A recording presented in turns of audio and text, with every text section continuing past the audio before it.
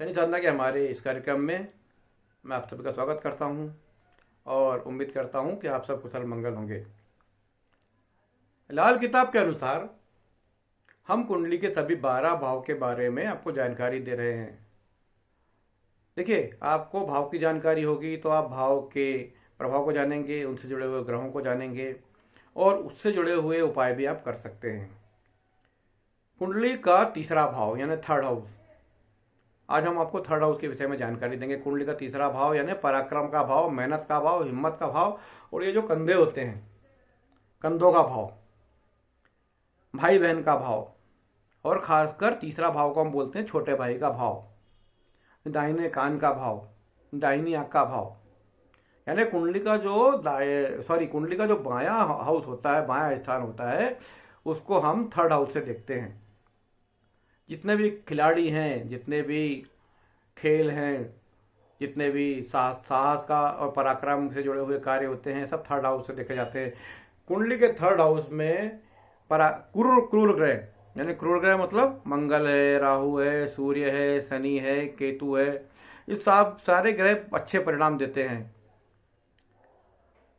तीसरे भाव का स्वामी जो होता है, यानी जिसपे प्रभुत्व सत्ता जिसकी है, वो है मंगल महाराज।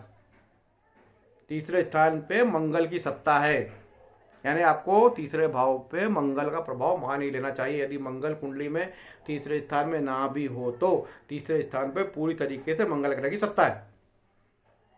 और तीसरे ग्रह पे राशि कौन सी है? मिथुन राशि। यानी जब मंगल और बुध मिलते हैं तो दिमाग का पराक्रम होता है। खिलाड़ी हमेशा दिमाग का पराक्रम करता है, यानी दिमाग भी चलाता है और दौड़ता भी रहता है।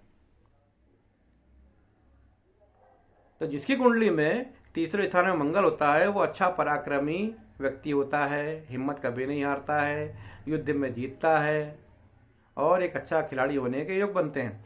जितने भी महान खिलाड़ी हुए हैं उनकी कुंडली में तीसरे स्थान पर या तो राहु है या तीसरे स्थान में मंगल है। तीसरे स्थान पे मंगल, राहु, वो जो बड़े बड़े सेनापति जिन्होंने युद्ध लड़े हैं, जैसे महाराणा प्रताप हैं और राणा सांगा है, जो भी शिवाजी महाराज हैं, आप इनकी सबकी कुंडली देख लीजिए। उनकी कुंडली में तीसरे स्थान पे या तो सूर्य बैठा रहेगा, क्योंकि सूर्य ग्रहों का राजा है और सूर्य का पराक्रम सबसे महान होता है।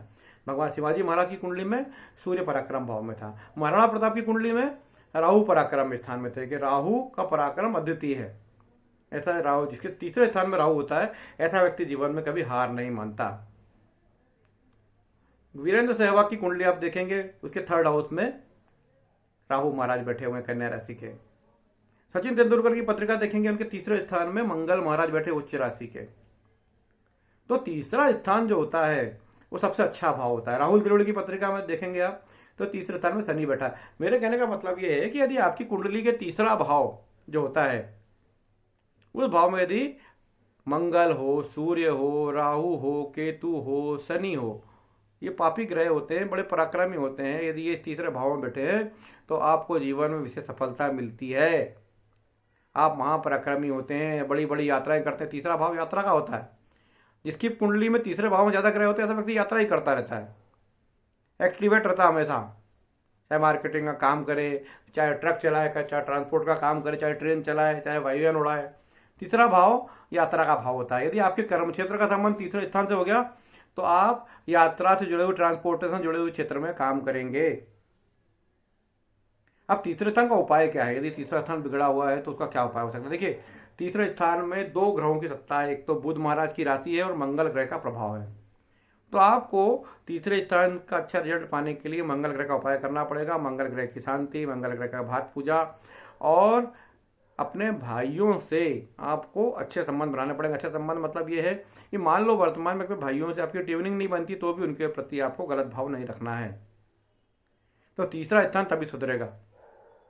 भाइयों तो झगड़ा कभी भी अच्छा रिजल्ट नहीं देता है, तो इसलिए अपने भाइयों के प्रति अच्छा भाव रखें।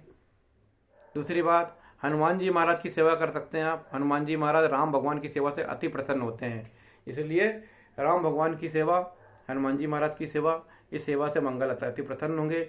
और दूसरी बात है कि नवरात्रि के समय आप अपनी कन्याओं, छोटी छोटी कन्याएं जो रहती हैं, इनकी पूजा करके उनको नमस्कार करेंगे, उनसे आशीर्वाद लेंगे, तो तीसरे स्थान के आपको बढ़िया परिणाम मिलेंगे। तो ये रही लाल किताब के अनुसार तीसरे स्थान की व्याख्या। तीसरे भाव के संबंध में हम और डिटेल जानकारी देंगे और दूसरे विषय में जानकारी देंगे। आप और आज तीसरे स्थान की जानकारी केवल इतनी ही। आपको मेरा कार्यक्रम कैसा लगा बताइए। मेरे चैनल को सब्सक्राइब कीजिए। ज्योतिष से जुड़ी कोई समस्या हो तो मुझसे संपर्क कर सकते हैं। नमस्कार।